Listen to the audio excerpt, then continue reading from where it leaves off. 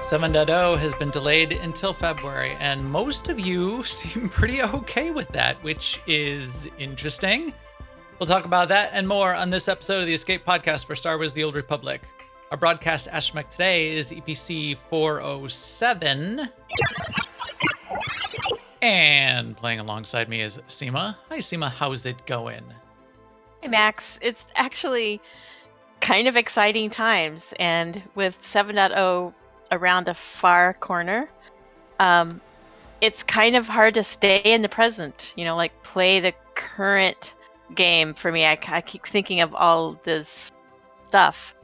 But we did manage it this week. During MFN, we had a full group of 16 when we went to play through Karaga's Palace, and we had a few people who had never done it on 16-man before and got achievements. And I think there were a few people who got levels too, and it was a really fun night. That was fun.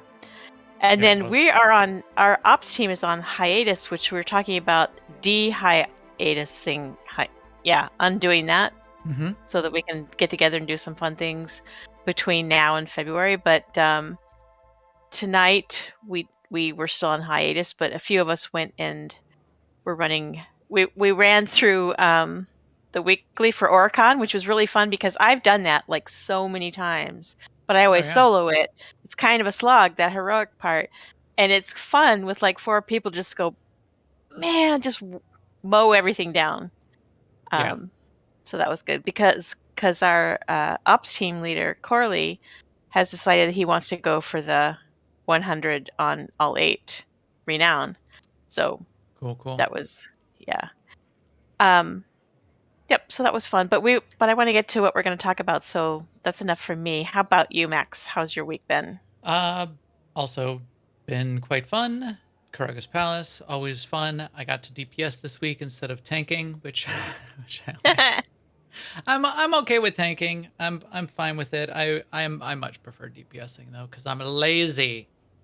I just like to sit back and go pew pew pew and run around and not have to think like tanks and healers have to think. Us DPS, we just press buttons. But that was good. We've been having a bunch of people that have been getting invited back to the game. Longtime players that have played with us before, returning, a bunch of that kind of stuff. It's great to see new people and returning people coming back. So that was great. We had a couple of people in that were even on Tuesday that hadn't played in 5 years, but were played way back in the day. So that is cool. And then the other fun thing, which I started doing, I forgot what book I'd finished. I finished a book and I started another one. I started an Adrian Tchaikovsky book, and I had to stop it because the last book of the Expanse series was released. And so book 9 of the Expanse by James S.A. Corey, Leviathan Falls, got released about a week ago. Oh, I finished Termination Shock by Neil Stephenson. Neil Stephenson, one of my, a top author favorite of mine. Good, pretty good book. Termination Shock more on the order of his Ream-D stuff and less on the order of something like Diamond Age or his Baroque series. So that was good. Shards of Earth is what I was going to start by Adrian Tchaikovsky, who is a great writer. A lot of sci-fi stuff. But no, I switched over. I'm going to do Leviathan Falls, finish up the Expanse series. The next TV season of the Expanse is coming out soon. I'm a big Expanse fan. The books are really good. And this is the end. I think this is the end of the TV series. This is the last season of the TV series also, which will not follow through on the final books of the series, which would be difficult to do anyway because there's a big time gap between book 7 and book 8. Yeah, like 40 years or something. Yeah, something like that. It's already diverged. The TV series has already diverged from the books, even in the seasons that they have, just at least a little, in a significant enough way that it wouldn't work to be as accurate to the books. Anyway, that's what I've been doing. Fun books time. Maybe we should talk about books someday. But now we are going to talk about Star Wars news. Now, an Imperial News Network report. First up in the news, if you haven't heard, 7.0 has been delayed. That was the big news this week. It was a big hit. We're going to talk about it in detail, including the posts both from Keith and from Jackie and a QA and our thoughts on it and what we expect that means going forward. But as I said, I think the top line view that I have is that as I'm reading through all of the commentary and what people are saying and feeling, it seemed like there was a vast sentiment that people would much prefer a solid release of 7.0 than getting it out sooner. So that was nice to see. That was interesting, I thought. Yeah, it was. Yeah. Also in news, the PTS is back, including this time loadouts and character creation. Mm-hmm. So I was over there briefly today just to check out the character creation, and I got to say I do like the character create the way the whole thing is laid out now. It makes it very clear what they mean when they say origin story and what they mean when they say combat style. And it makes it very clear what your choices are. And I just really liked it. Yeah. They added a couple new hairstyles and a couple new customization options. I was just zooming in on your character here. Did you just log out? You No, just disappeared. Where not did you on go? purpose anyway. Yes, I got timed out. Just zoomed in on your face and disappeared off the screen. Don't zoom me, bro. Cool. So you said you hit random and I hit got this random. character? It's loading Yeah, back got in. this I see that your characters. name I'm already like, popped in. It's yeah, cool so looking. yeah. That's pretty cool. I like the blue hair and the blue skin and the red eyes. This time around, there's no character copy, partially because what they want us to be looking at that character creation process and thinking about, does this flow nicely, and does it flow nicely into the level 1 sort of early leveling experience. All combat styles are available, including Commando, Shadow, and Gunslinger, which we've had before, but only their mirrors. Right. However, there's not really, you can't really pick up a second combat style unless you want to play all the way through Chapter 3. So even when you go, you can make a character go to 80 by going to the fleet and availing yourself of the droid that will level you to 80 and give you 1,000,000 credits.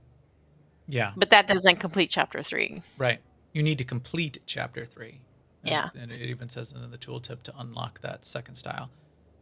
So that the chat room's discussing it. I think, I bet they will turn the character copy back on. I think just for right now, they wanted to get the PTS up, and they wanted us to be checking out the character create. So they set it to that. Yeah. But we'll get that turned back on so that we can have a little bit easier path to be checking out the second combat style and then some of the other. There is a post that's kind of outlining what should be working and what is work in progress, and it's been updated recently this week, so that gives you an idea of what to look for too. Hey, Forster just reminded us in the chat room that if you start Chapter 1 of Knights of the Fallen Empire, which you can do by going to your ship and looking at the console that's on, you don't have a class ship. How do you start it? Do you have to play this story enough to get the class ship? How do you start Knights of the Fallen Empire without a class ship, Forster? Anyway, if you can get to that point where you can start Knights of the Fallen Empire, that'll complete Chapter 3 for you, and then you'll be able to test out the second combat style. That's true. You wouldn't have to go all the way. You wouldn't have to play all the way through Chapter 3. Like do you have looking to be at 80 to unlock combat styles? No. You only need to have completed Chapter 3. I think even from a legacy perspective, just legacy of Chapter 3 on any character, then you can, from even low levels after that point. We'll have to test it to make sure, but no, you do not have to be 80 to have a second combat style. I'm sure of that. just to sort of go over, at a high level, some things that are not working right now, like shared tagging isn't perfect. Sometimes character names are missing from the reward window. Just weapons and outfitter don't necessarily behave as you might expect they would. But those are fixes that are coming up in future PTS builds. And so just check out if you want, you can check out this post. It also goes through the changes they've made for all the classes that they're working on. Yeah. It's like one-stop shop for info on the patch.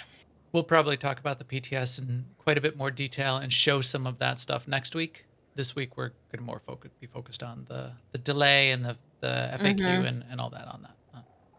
Because I have played with it a little bit. In fact, there's some interesting things that you might want to check out, like they've added in a mission and a quest that you have to. Whoa, that's how you have to do it. Oh, interesting. So there's a way to get the legendary items. So they've added a little bit more heft behind that. We'll talk about that next week on the sort of the mission process that you need to go through to get those, and why I think it's kind of good. But yeah, we'll save that.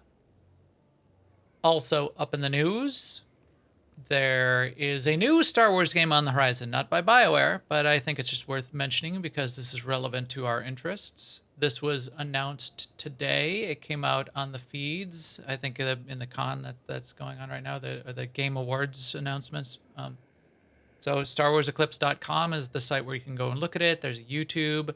The name of the studio that is producing this is called Quantic Dreams. They've made a few games over time. One of their most recent and more well-known, because it is a little bit more recent, I think it was 2017 or 2018. It's called Detroit: Become Human. And what they're known for is very story-driven games, almost as if you're playing cutscenes and the whole game is you just continuing to sort of play through cutscenes. So very high quality. All of that they've showed off so far is just a trailer that is super high quality. The trailer is amazing and beautiful looking, but it doesn't illustrate really at all what the gameplay might be like. We're just expecting, because of the other games that they've produced, that it may be very much like their other games, like Become Human, and be very cutscene story driven. Right. Like you go from cutscene to cutscene and you make choices. In the review that I watched of that Detroit Become Human, one of the things that reviewer said was that there were a few situations where you had to be like quick in your clicking. Yeah. So to me, that says there's probably really no combat. Right. No combat system. Like you might like punch someone or have to do some mini game where you have to click a lot, but yeah, I didn't. It was originally released on the PlayStation, then I think on PC as well. So it was like, press X when you get over by the manhole cover. Now you got to press X and Y to lift it off, kind of thing. That. What it reminded me of in a really simplistic way, and I know it's multiple generations beyond, but back in the day, when arcades were around in the 80s and video games were just getting big, Dragon's Lair came out. And Dragon's Lair was done in such a way that the graphics were multiple generations beyond anything you have ever seen in a video game, because they basically did cell animation. They made an animated movie, and the gameplay was super simple. Like when the knight got up to the cave, you did right or left, and it just basically was kind of choose your own adventure. It switched to what happens when you go down the right tunnel or what happens when you go down the left tunnel. There was only one right path through that whole game, but because it was constrained to playing through the sort of almost like playing through a cutscene like that, they were able to, even back then, have a generation or multiple generations beyond of the graphics and the presentation, though the gameplay was much more constrained. So somebody was asking, how can these games look so good? How can Quantic Dreams games look so good? It's because they're so constrained and you're sort of playing within a cutscene. So all of they don't have to deal with 50 different skins of weapons that you might equip at different times and different animations to different weapons and different clothing that you might wear, and different NPCs that you might fight, because you're playing a single cutscene, and they can up the resolution and the textures of all of what's in there because it's so constrained. That's sort of what my expectation is. That might not be 100% true, but it's I think that's it's true in my mind. So there you go. Yeah. Yeah. I mean, I think that what I else think that's the matters? case. Yeah. We'll interview Quantic Dreams when they get ready to release. No, we won't. Yeah. And confirm that. It's worth watching the trailer though. I mean, it's just fun to watch. It's so beautiful. Yeah, yeah. I mean, it's like Blur level coolness. Or Yeah. even like a tiny ratchet up above Blur on these street scenes with all the aliens are just Yeah, and their super cool. clothing is moving in the breeze, and yeah. So also coming up, we do have information on events now for December. So Life Day will be starting on the 14th, 5 days from now, Mm-hmm. and running through January 11th. So 3 or 4 weeks. So start early with your Wookiee hugging. That's my advice. Yeah, Um, 75,000 Wookiees this year. I think we yeah, I think estimated. that's It's an what it's going to be. estimate. Yeah, It's an it's estimate. yeah, 75,000, 80,000, give or take. something like Yeah, that. ish. Yeah. Also, they let us know that the 10-year event, anniversary event, is going to run for the entire year. Yeah, I don't know exactly what that means. It's just like the vendor's gonna stand around on the fleet, Well, or no, we don't know what it means. They have, yeah, yeah, we don't have a clue. But they did call out that the anniversary rewards will be available on a vendor, and the vendor will be around. That any planned rewards they had coming with 7.0 won't be available until 7.0 drops in February. But I mean, that makes that has to be true, right? Because they could be based on systems that don't even exist now, like right, cosmetic weapons or and something like that. and things that they haven't just patched into the game yet, which are coming with the Yeah, 7.0 patch, yeah, which does include the new screenshot contest artwork, which you will be buying off the vendor when 7.0 comes yes, out. that's right. And then with the advent of Life Day coming, we will be throwing snowballs almost certainly in Nar Shaddaa Yes. once or twice, or maybe more times. So if you want the currency for Life Day, come and join us during MFN. We'll probably be getting a lot of that. Snow-covered parcels, Yep. and we'll be getting the hollow trees by throwing them at overheated droids and then hugging Wookiees around Nar Shaddaa there and Mech Shah.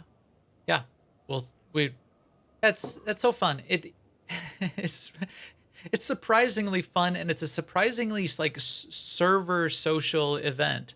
Does just have a ton of people there on Nar Shaddaa, multiple maps, and people would be like calling it out, and hey, there's a second level over to the west. Everybody come up. Oh, I found it, and everybody's Right. just nice and social and in the holiday Yeah. season spirit of Life Day. I It's mean, to it's a the good extent thing. where there's like a jargon that's developed around it, like which instance, which floor, and which location. Yeah, yeah, very very cool. Guild and community news beyond us doing Life Day activities on our Tuesday nights. We'll have to see. There could be a break of our Tuesday night activities as we get to the very end of the year. But if people are around, everybody can jump in it and do stuff, I'm sure. Our Friday events and our mega is probably a little bit up in the air this month as well, but there are fun things to do not only in Star Wars but in all the other games we play. So if you do want to see those or jump in or ask if anyone's around because you've got some spare time and downtime in between the holidays, definitely jump in. AIE-guild.org. We've got our Discord link in the upper right there. We've got a bunch of people that have been in the SWTOR channel asking for guild reinvites. We've got plenty of room on both sides. I'll kick Seema's alts out if we need to. No, no, I won't. Now there goes Seema's G kicking me right now for that one comment. If only we weren't on the PTS. Right. But yeah, So come and do that, and maybe we'll play a little bit on the PTS too. In fact, I thought of that tonight. I didn't want to disrupt things and didn't have time, but kind of want to go back in and run the Flashpoint again and just see if anything has changed. So we might do that as well, and you could come along. Shout out to the chat room. Everyone has been helping us out in there. I have my magic button that plays the intro, does the silence and the trailer, the AIE logo video, and then the intro music, and then goes to the main screen. It's like a 9-step process, and everybody was making sure that it was working properly. Which is actually not. There's one little glitch in there. So if you play this on YouTube now, I'm not going to be able to fix it, but the sound of the AIE animated cube, the 9-second lead-in of the very first thing you see on this video on YouTube, the sound is actually doubled. So like when the blocks fly in from the side, it should just be like a chunk, chunk, chunk. And if you listen close, it's a chunk, chunk, chunk, chunk, because it's doubled. So I've got to take one of the audio feeds out when I redo that macro, because it's coming in twice. Otherwise, as the chat room told us, 5x5, or as Seema says, 5x5, which is not how that goes. But with that, let's talk about the fact that the game got delayed. Bet you didn't see this coming! I did not see... Well, I saw it coming. In fact, that was part of my prediction. My prediction was they would announce that they were releasing on 12/14, and they would delay a week. So I had expected a delay, but I had only expected a delay of a week and thought there's no way they would slip past December, because 10th anniversary. I mean, this is kind of the deal. So I was certainly surprised, especially that it went to February. But one of the rules of software project management is don't trade one bad date for another bad date. So if you run into a situation where you've got a bad date and you need to slip, you better be really, really sure of the new date that you're putting out there. I like that. Yeah, because I was thinking the same thing. It's like it would be terrible. I mean, if they're going to push the date out, it pretty much has to be February. Because if you push the date out to January, you're really not pushing it out. No, there's the world is going to sort of be shutting down from a work perspective. It's just very difficult to get work done the second half of December into the first week of January. Right. So middle of February, I was surprised it went that far, but I think they probably again are going to give themselves that margin to be real sure that they will not slip again after that, because Keith probably had to go upstairs and explain multiple times. I bet. Got some splaining to do, and you do not want to go and have that conversation twice either. So you pick that date and you make it, you make sure that it's a date that you can achieve, and then you add a couple more weeks after that, and then you're good. You're good to go. Yeah, So, and I mean, like Zen makes a good point. Why do so many companies? And it's not only, even if BioWare themselves were willing to work all through the holidays and overtime and all that stuff, other companies that they need stuff from might not. and I think it's less. I think it's a confluence of a bunch of. If you just get like 10% of things shutting down, everything backs up and everything compounds. So, for us, we'll have like a couple clients of ours they'll be shut down between the Christmas and New Year's.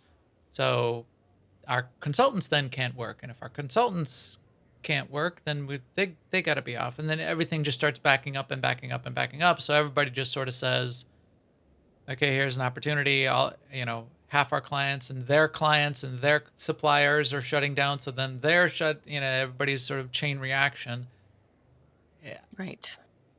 It's not, it's sort of it just happens. It's not a conscious decision where everybody's trying to shut down. You just get a couple that shut down, then it magnifies itself across the system like a traffic For- jam. For me personally, when I got the news, and I'm not defending BioWare when I say this, but when I heard it, which was like 5 minutes after they posted it, I actually felt relief. Not for BioWare, like some people are kind-hearted enough to say. I felt relief for myself because December is just such a busy month, and I was already feeling some anxiety about getting it all in. Like maybe I won't have time and focus enough to play and enjoy the early days of this X Pack because of stuff going on around the holiday and some other deadlines I have. And so I'm sort of like, breather Right. for me personally. So I know that it doesn't hit everyone that way. I'm not saying that it should. I know that I get the disappointment, but I also feel like in January I'll be able to February, that was a bad mistake. In February I would be more likely to be able to sit down and really watch it and sort of be more with it. Right. It's sort of in the for us in the northern hemisphere. Sorry, Zen, and our and Starry Saber. The middle of winter, everything's it's dark and nothing's going on. Hey, So dark. Oh, it's so dark. having a nice distraction with a game release and a big expansion that we've been waiting for. That's gonna be kind of nice. That's gonna be fun. It's gonna be good to have that going. So let's look at Keith made the announcement. He put out both a news blog post, and then there's a post in the dev tracker as well. On the dev tracker post that he posted is where you can sort of get a sense of the community reaction. So there's about 35 pages of community reaction. And right here, your very first comment, that this sort of is a general sentiment, certainly not universal, but I would say at least it felt to me like 50% was this post saying, take all the time you need to make 7.0, and hopefully after the X-Packs, after that too, so that it'll all be good. And that really seemed to be a pretty pervasive sentiment across what the feedback that people were giving. And I thought, wow, you'll have the, like here, you'll have this kind of post too. Canceling it today, not yesterday, leaves me unable to politely comment on this. And I could see that. And in fact, there's a very valid concern, which is, hey, I subscribed because if you're subscribed, when the expansion comes out, you get the expansion for free, even if you go back to preferred afterwards. I subscribed this month specifically so that I could get it. Now you guys are saying I don't. That's kind of painful. I hadn't thought of that. I would think it might be nice if they unlock the expansion for anyone who had been subscribed in December. Yeah, it might be agree. difficult mechanically for them to do that, but that would be nice if they could work that out, because that's a valid point. But yeah, so my thoughts were there's same sort of thing. There's a ton going on right now. There's a ton going on of fun stuff. There's a ton of TV and movies and books and all of that kind of thing, and then family stuff. God. And I know the fam's gonna be in town, and we're gonna be goofing off on all of that. And I'm good with it. I'm good with a little bit extra time. I'm good with things becoming a little bit more polished. I was not looking forward to things being mostly good. I would have been fine with it, but I know the community would have been up in arms. And if things aren't, really solid, if there's more than a few issues, it's real easy for the current hot take mode of commentary on the interwebs these days to come down hard on anyone who isn't living up to at least 95% of what they should be in terms of their commitments and creating content or games or patches or updates. Or just anyone, period. Yeah. hot takes, criticism, rants, those get the clicks, and as such, people lean hard into that because it's fun and it gets a reaction, whether or not that's even completely warranted, which is fine. You gotta put on your big boy pants when you're gonna be a publisher and a content creator or a development shop, but I'm getting a little tired of it myself. As you can see on this show, we rant and tell people how terrible they are all the time. I guess we're going to have to cut back on that a little bit as well. Yeah. I wouldn't mind. cutting back on us. Yeah. Worst game ever. The only thing we really rant about is people ranting. We'll do our little rants once in a while, but I think we come down hard on people that rant more than anything else. But I think we could do that less too. Yeah, okay. I'll stop doing my comic book guy voice when I read Maybe. when I read the quotes out of the forums. That might be a good choice. Yeah. I can't believe that you did this to this game. I'll never playing again. Let's take a look at Jackie's post. So Jackie put together a post that sort of collected up what they expected or what they heard so far of some frequently asked questions. And I thought this was a good move too. There was a fair amount of, both in Keith's post and in these FAQs, of just general transparency. Hey, here's what's going on. This is what we think. This is why we made this change so close. Blah, blah, blah, blah. Transparency like this is also highly appreciated by any community, by any gamer community, by product community like this. So I thought this was another good move on their part, and well done. So let's take a look. So Jack says, here's the FAQ regarding the announcement made earlier today. Please note that I will be updating this post accordingly over time, so treat this as a living document. They've already been criticized because it has not been updated since this was posted, even though they said living document. But I'm going to cut them some slack. It doesn't have to be updated 5 seconds after they put it up there. So did you, I'm sure you went through this. Was there anything, should we go through in order? Was there anything that sort of really caught your eye, Seema, that you wanted to hone in on first? I thought it was pretty good in general, but I thought it was worth track. I'm with you. I like the fact that it was, well, I mean, yes, you mentioned the transparency, but the fact that it's just in regular language and it's just clear and concise instead of some kind of spin. Right. It's really comforting, really. Right.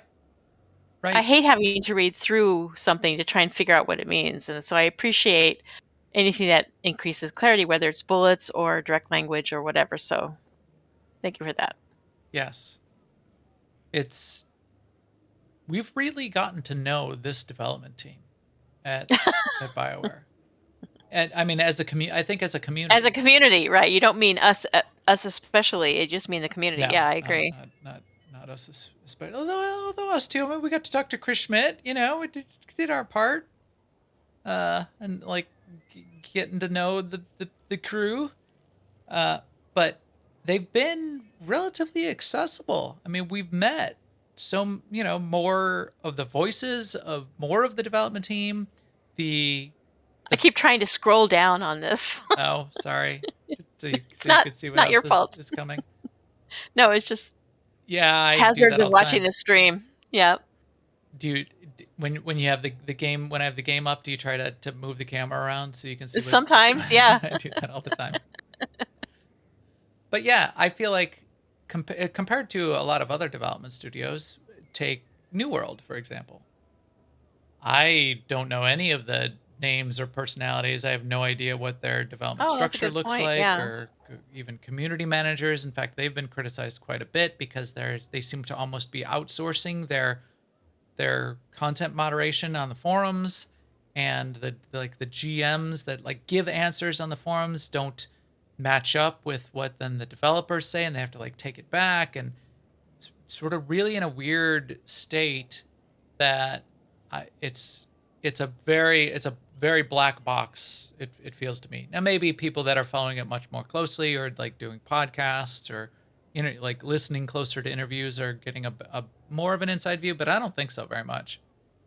So that's, in comparison to that, we've heard directly in voices and streams from Charles and from Keith and from Chris Schmidt, and Jackie's out there and continuing to communicate, and Eric Musko's doing his job, and we know Matt Pusevich is doing his stuff to make the new.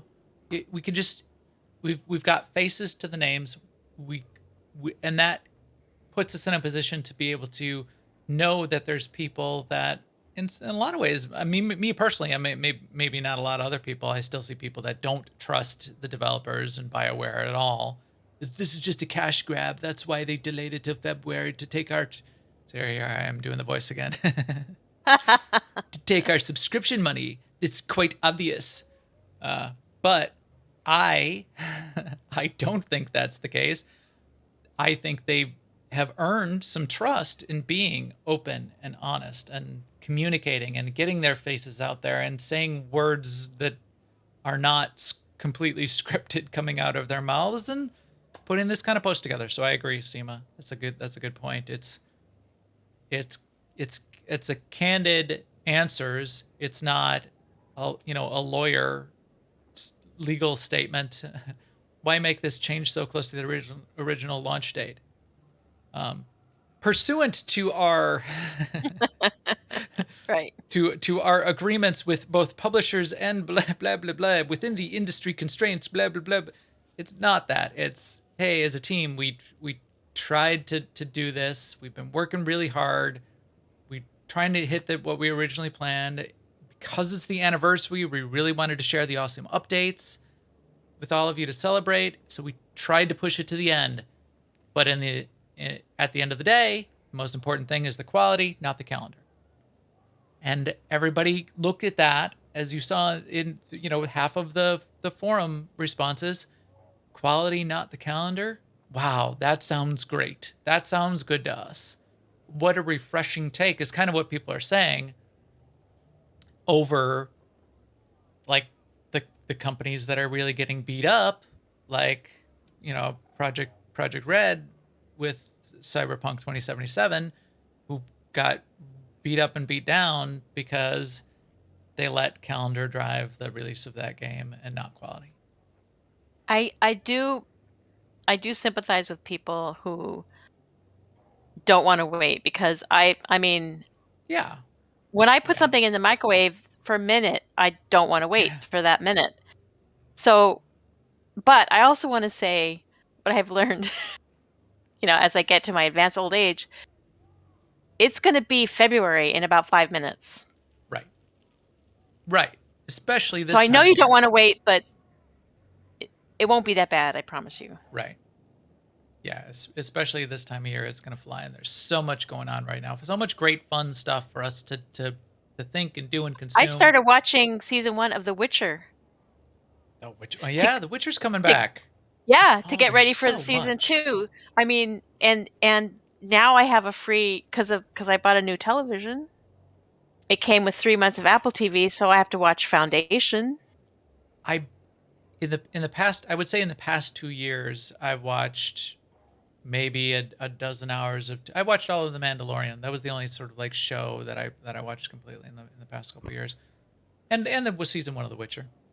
And I'm thinking of watching right now the entire Expanse. Right. And then there's. I'm going back through The Expanse because the new season is coming out. I'm watching Wheel of Time, which you're watching too, I think, right?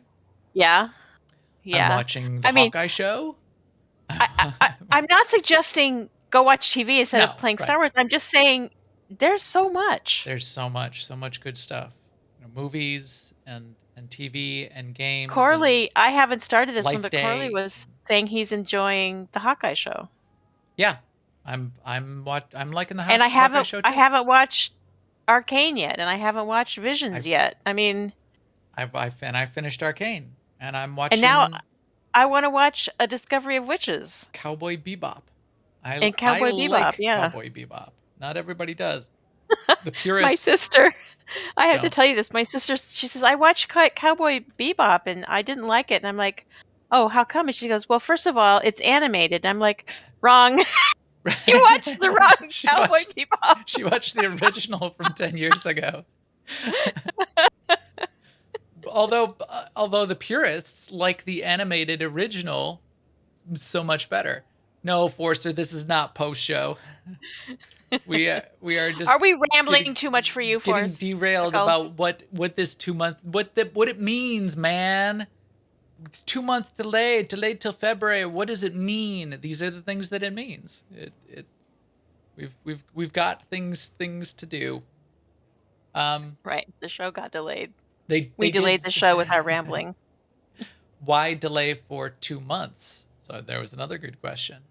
You're going to delay. Why delay for 2 months? And they get, again, a little more transparency. It's not a significant bug or single issue that brought about the decision. They wanted to give the team more time to add the polish and find and fix bugs, make sure they had maximum quality. They also wanted to do more to include everybody in the process so you can get it back on the PTS. You can't just throw something on the PTS and for a week and release the next week. There's a long cycle between getting something on the PTS, having content, having a feedback cycle, incorporating that feedback, doing some development maybe for a couple weeks, and then even when all of that is done, then there's like a week or two of testing, and hopefully nothing is wrong, because then it goes back to development and then it goes back to testing, and then there's the localization and publishing process. So you can't just put something back on the PTS, get some feedback, and expect that there's a short timeline. So that, again, they're sort of explaining that there. That's going to be a piece of it. And then I think that's also going to be, as they put here, they would like to give their people some time off. And that's not an insignificant choice on their part. And that is also, believe it or not, that kind of sentiment, hey, we're taking care of our people, we're going to give them, allow them to, Tiny Tim is going to, get to have Christmas. That sentiment is becoming more and more pervasive across the consumer zeitgeist, or across the mindset. I work a lot in sort of retail strategy and what do retailers need to think about. So it was very big last year, continues to be a part of what people expect out of who they want to feel good about consuming products from, is companies that take care of their people. Huge backlash right now going on this week around for the company Kellogg, because they just fired 1,400 people at a plant because they were striking. The union was striking. They couldn't come to agreement. It's been going on for a long time.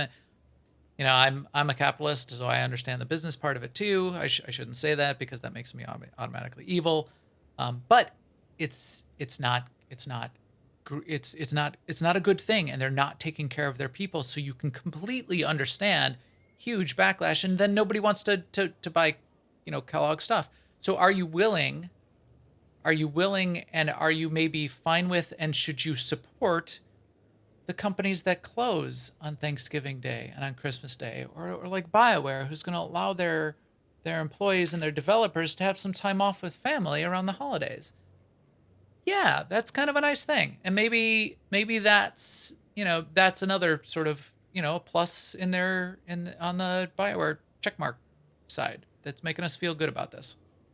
What about you, Seema? And, well, no. sort of my Seema's take like, on that. No, you work. Well, no, my Bob take on Cratchit. that is sort of like in your own job, if you are able to get Christmas Day off or time off around Christmas, you don't automatically think, oh, my company doesn't care about their customers.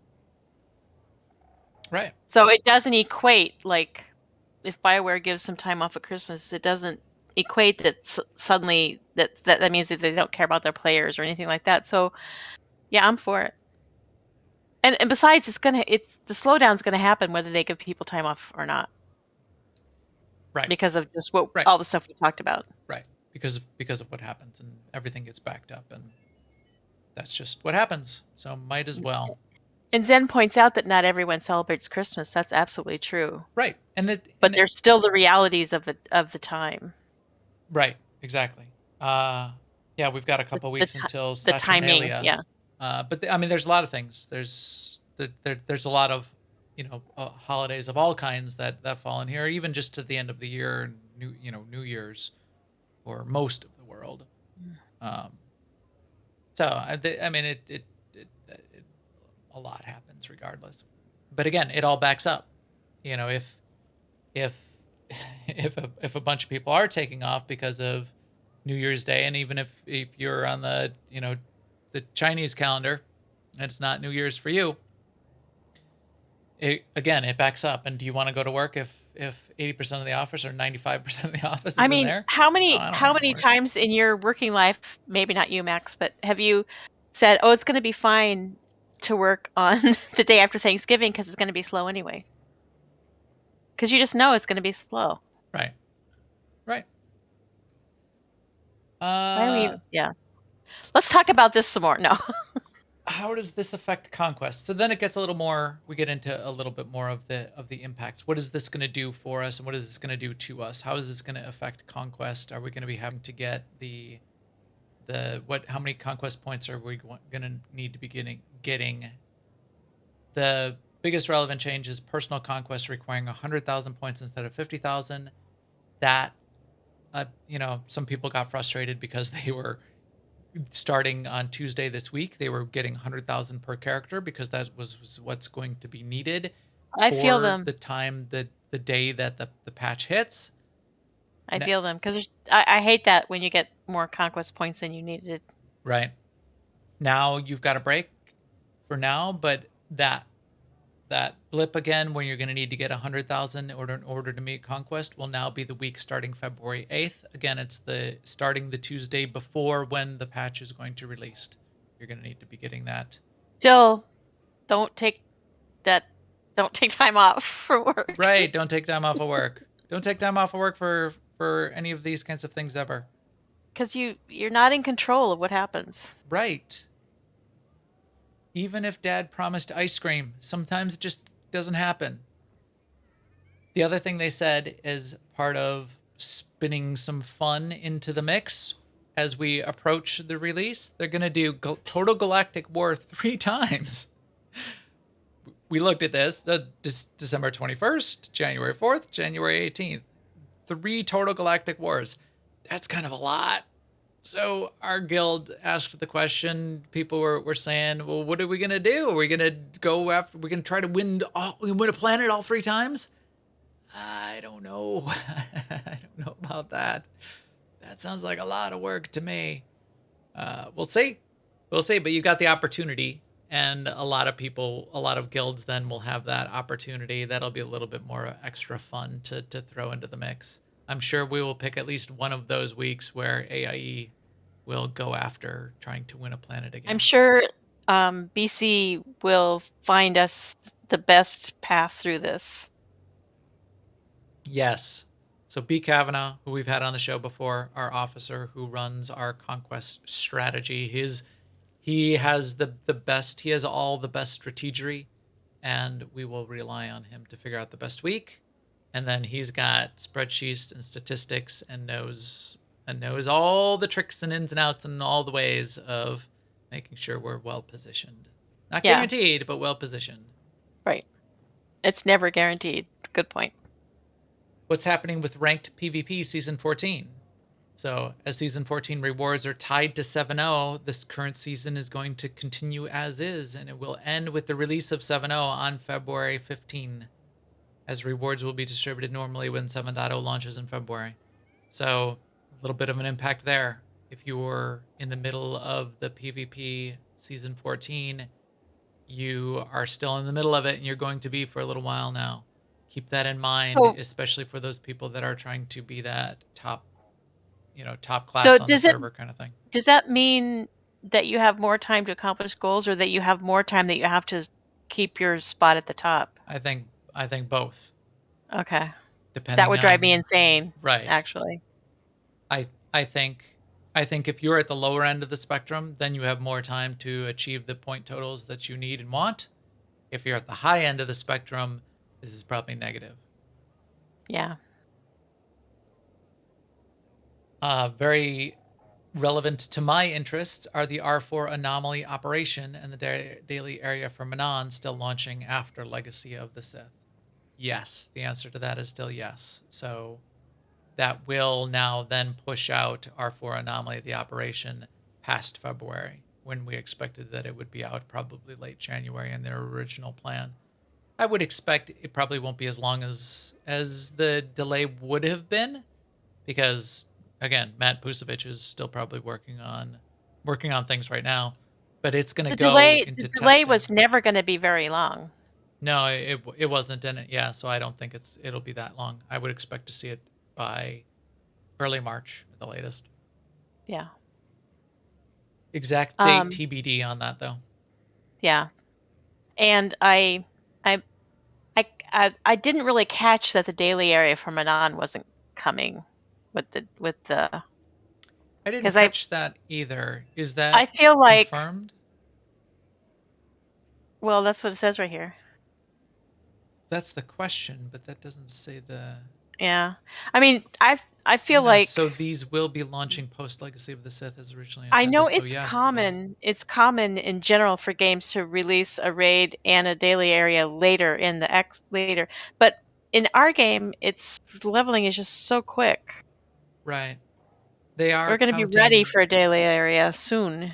They are counting the gearing and gearing up as part of the margin that they feel like it's okay to have some extra time to do. But that makes sense for the operation. I'm not sure it makes as much sense for a No, I daily don't think it area. does, because you'd want the daily area, because if I've got to do like stuff anyway in the game to get some gear, might as well do it in a new daily area rather than the old ones.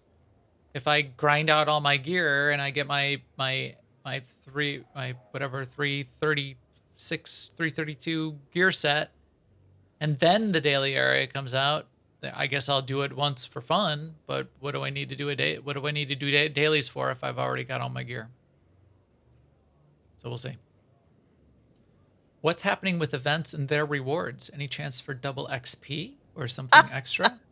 Why, speaking of that, and anyone who's decided that they do want to go for renown achievements, there is going to be a double XP, which includes renown.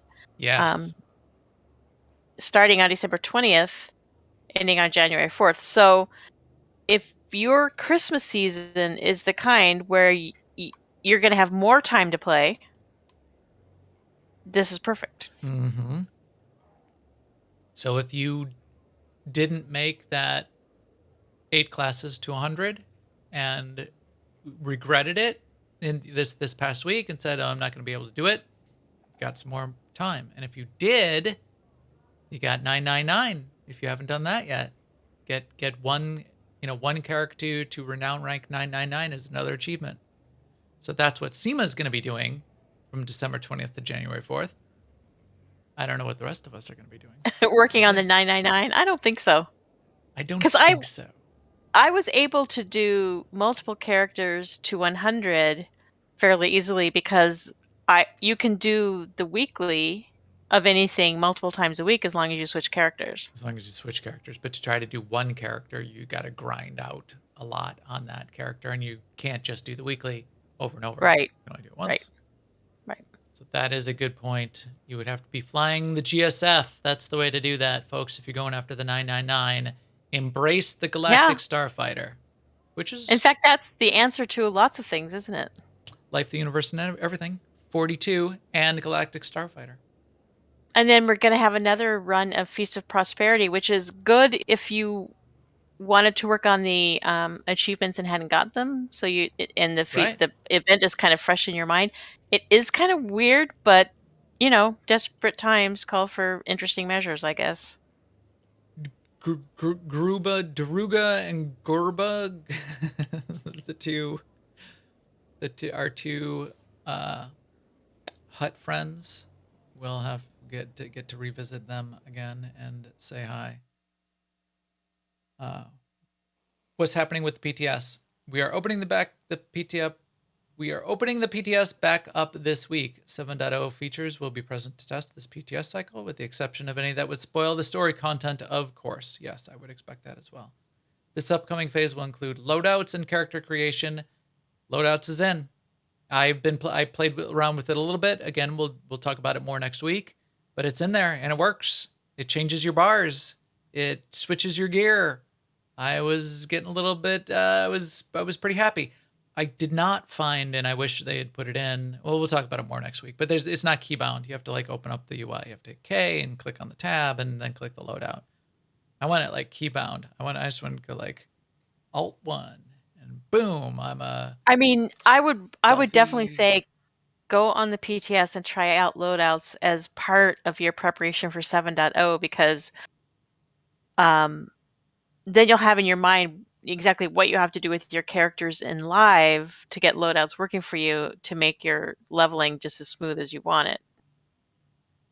Exactly. And why I say leveling is because you might want to use your other spec when you're out in the world than you do when you're doing group content. It is.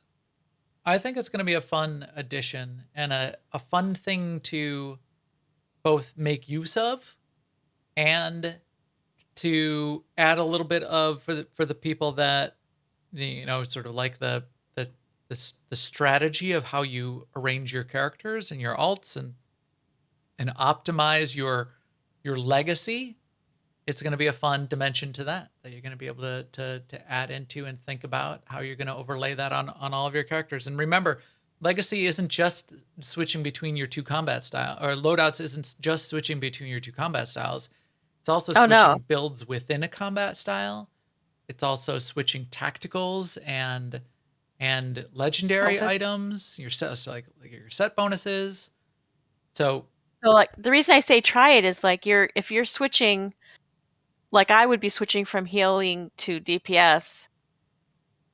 When I do it on the PTS, then I'll go, oh wait, what do I need? I forgot the name of this ability or whatever, and I can take notes so that when it's time to do it, I already know what all those things are called and where I want them to be and what button they're on. So yeah, Seema was talking about this last week of going in and taking a screenshot of your bars and all the places as a prep to anything you might do around loadouts and just switching characters and redoing your builds.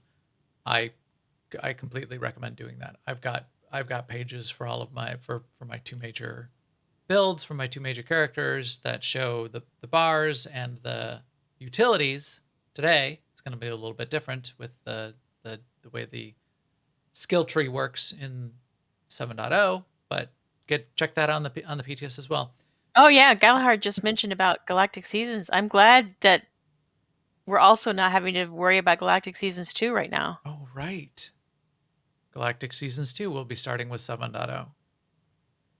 And we'll be having to worry about logging in every day and like doing the thing and the thing and the thing. That is a good point. Wow. This is nice. This is our Christmas break. Life, man. Or whatever. Yeah, we got our own holiday season. So that's about it. What's the PTS schedule? PTS is already up. We know that. And Galactic Seasons 2. Yeah, that was the last FAQ. So we'll keep an eye on this thread. There's an opportunity for this, as Jackie said, for this to be a living document and to get updated as more questions get answered and more answers become available. We'll talk about it more on the show as well. Next week, as I said, I think we will get deeper into the PTS. We'll show off the character creation. I had fun with that. If you can see on my load screen right here, I did use a little bit more of a little bit of the customized view, and we were playing with this armor. This is a nice armor set. I usually don't like asymmetric armor sets. This one I really kind of do though. I like it. I didn't like the helmet on this because it's got like big cyclops eye in the middle of a metal faceplate. But I like what they did. It just added a little bit more depth to the character customization, and I like this armor set. I do like this armor set. It, like, I haven't played with it extensively, but it doesn't clip anywhere.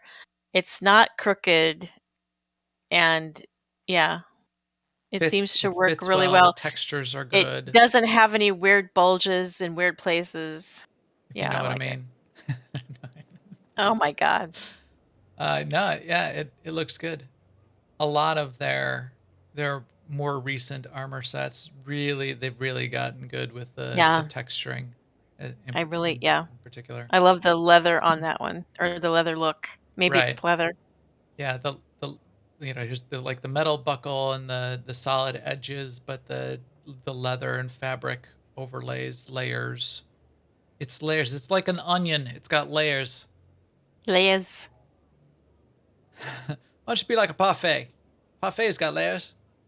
Uh, all right. Thank you, Galahad donkey. makes a good point. It must be hard to shave with that particular implant you've got there, Max. Maybe the implant does the shaving. Did you ever think about that? It just I like will comes to now. life on my face, just crawls over the face and takes the It's stubble out. probably vinyls, and you're right. Vinyl. It's probably like it's probably some space vinyl. They've got a space name for all the space materials. It's probably like cybernil or whatever. All right, I think that wraps it up. This is what's happened, and I think we're gonna be. I think, as I said, I think most of us are ready to write it out and be ready for a little bit more solid 7.0 and as it comes out in February.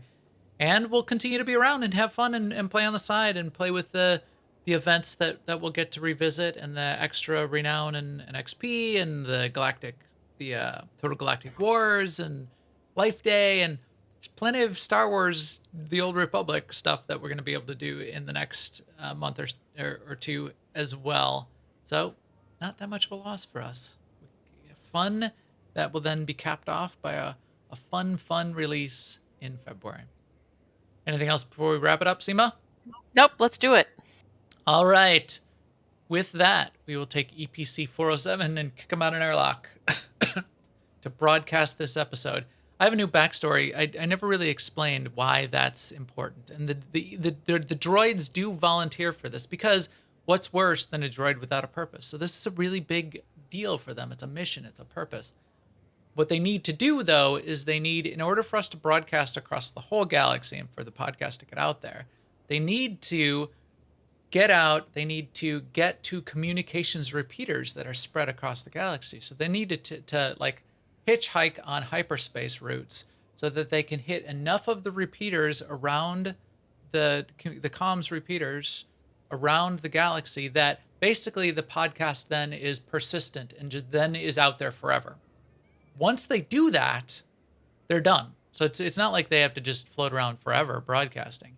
They just need to go and make sure it gets broadcast at each of the repeaters around enough of them so that it's persistent. And that's why EPC0 was able to sort of be done with that and decide what he was going to do next. So that's where his story picks up. So EPC 407 is just starting on that journey.